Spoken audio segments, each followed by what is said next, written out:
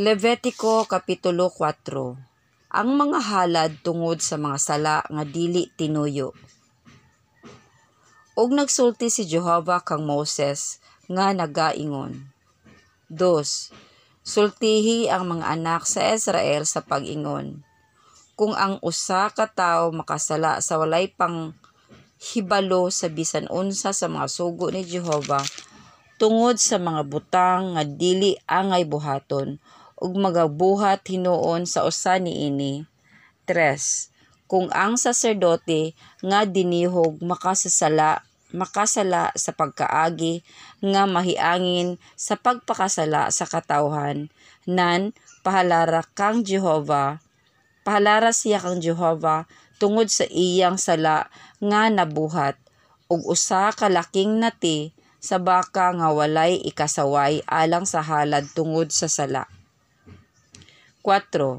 Og pagadad-on niya ang baka nga laki ngadto sa pultahan sa balong-balong nga pagatiguman sa atubangan ni Jehovah og igubutang niya ang iyang kamot sa ibabaw sa ulo sa laking baka ug pagapatyo niya kini sa atubangan ni Jehovah. 5. Ug ang saserdote nga dinihog magakuha gikan niadtong dugo sa laking baka ug dad-on niya kini sa balong-balong nga pagatiguman. 6. Ang saserdote magatuslob sa iyang tudlo sa dugo ug magasablig siya niadtong dugo sa makapito sa atubangan ni Jehovah atbang sa tabil sa dapit nga balaang puloy-anan. 7.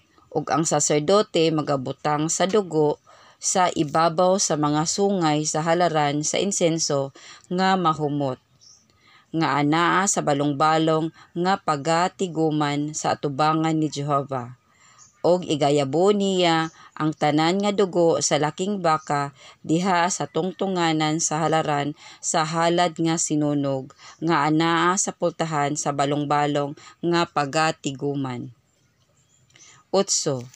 Og pagakuhaon niya gikan sa laking baka nga halad tungod sa sala sa tanan sa sala ang tanan nga tambok, ang tambok nga nagapulos sa mga tinai ug ang tanan nga anaa sa sulod sa ginhawaan. 9. Ug ang duruha ka mga amimislon ug ang tambok nga anaa sa ibabaw nila ug ang anaa sa mga taludtod ug ang habol-habol sa ibabaw sa walay atay uban ang mga amimislon pagakuhaon niya. 10. Maingon sa pagkuha niini gikan sa baka nga laki sa mga halad sa pakigdayit. Ug ang saserdote magasunog kanila sa ibabaw sa halaran sa halad nga sinunog. 11.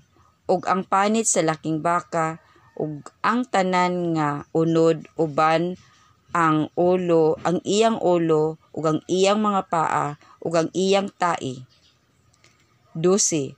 Bisan ang tibuok nga laking baka pagadad-on niya ngadto sa gawas sa kampo ngadto sa usa ka dapit nga mahinlo didto diin ginasalibay ang mga abo ug pagasunogon kini sa kalayo sa ibabaw sa sugnod didto diin ginasalibay ang mga abo pagasunogon kini.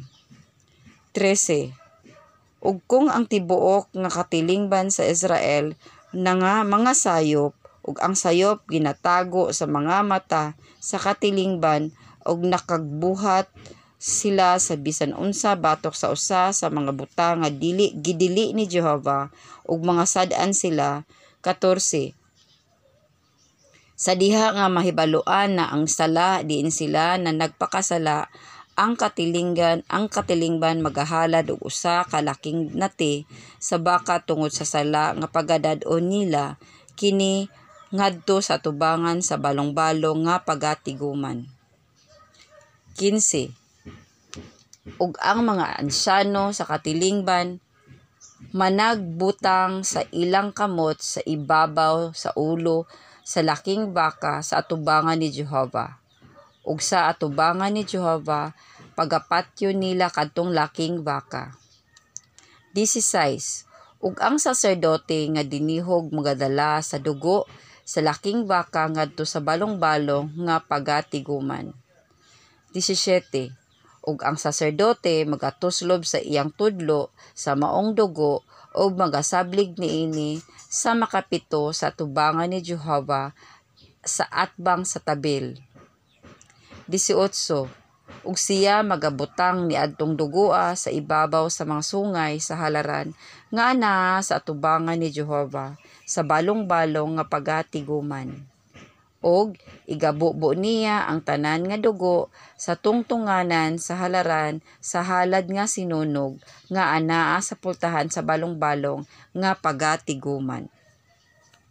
19. Ug iyang pagakuhaon niini ang tanan nga tambok ug iyang pagasunugon kini sa ibabaw sa halaran. 20. Sa ingon ni ana pagabuhaton niya ni adtong laking baka ang iyang gibuhat ni adtong laking baka sa halad tungod sa sala mauusab ang iyang pagabuhaton niini. Ang saserdote magahimo og halad sa pagtabon sa sala alang kanila ug pagapasayloon sila. 21. Og pagadad-on niya ang laking baka sa gawas sa kampo ug kini pagasunogon niya ingon sa pagsunog niya sa nahauna nga laking baka. Kini mao ang halad tungod sa sala alang sa katilingban. 22. Kung makasala ang pangulo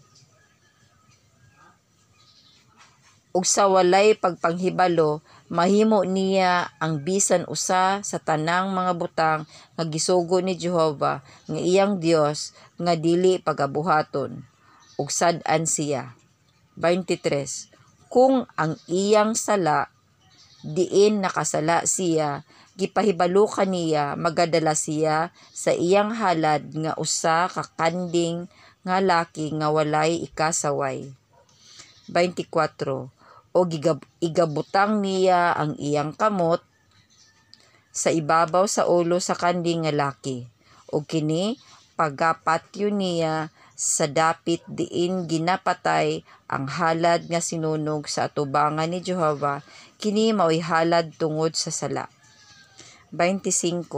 Ug ang saserdote magakuha ni adtong dugo sa halad tungod sa sala pinaagi sa iyang tudlo og igabutang niya sa ibabaw sa mga sungay sa halaran sa halad nga sinunog og igabubo niya ang dugo niini diha sa tungtunganan sa halaran sa halad nga sinunog. 26. Og pagasunogon niya ang tanan nga tambok niini sa ibabaw sa halaran ingon sa tambok sa halad sa pakigdait. Ug ang saserdote magahimo og halad sa pagtabon sa sala alang kaniya mahitungod sa iyang sala nga pagapasayloon siya. 27. Ug kung ang usa sa mga pumuluyo sa lungsod makasala sa walay pagpanghibalo nga nakabuhat siya og bisan unsa sa mga butang nga gidili ni Jehova, kani dili angay pagabuhaton ug sad-an siya. 28. Kung ang iyang sala sa iyang nabuhat gipahibalo kaniya, nan magadala siya sa iyang halad og usa ka kanding, usa ka bayi nga walay kasaway tungod sa iyang sala nga nabuhat. 29. Og igabutang niya ang iyang kamot sa ibabaw sa ulo sa halad tungod sa sala ug kini pagapatyo niya sa tanan sa dapit sa halaran nga sinunog. 30. Ug ang saserdote magakuha ni adtong dugo pinaagi sa iyang tudlo og igabutang niya sa ibabaw sa mga sungay sa halaran sa halad nga sinunog og igabubo niya ang tanan nga dugo niini diha sa tungtunganan sa halaran. 31. Ug iyang pagakuhaon gikan niini ang tanang tambok sama sa pagkuha sa tambok sa halad sa pakigdait. Ug ang saserdote magasunog niini sa ibabaw sa halaran, ingon nga usa ka kahumot alang kang Jehova. O kini maoy pagabuhaton sa saserdote aron sa pagtabon sa sala alang kaniya ug pagapasayloon siya. 32. Ug kung magadala siya og nating karnero, ingon nga iyang halad alang sa usa ka halad tungod sa sala, bayi nga wala ikasaway, mao'y pagadad-o niya. 33. Ug igabutang niya ang iyang kamot sa ibabaw sa ulo sa halad tungod sa sala, ug kini pagapatyon niya, ingon nga halad tungod sa sala sa dapit diin ginapatay ang halad nga sinunog. 34.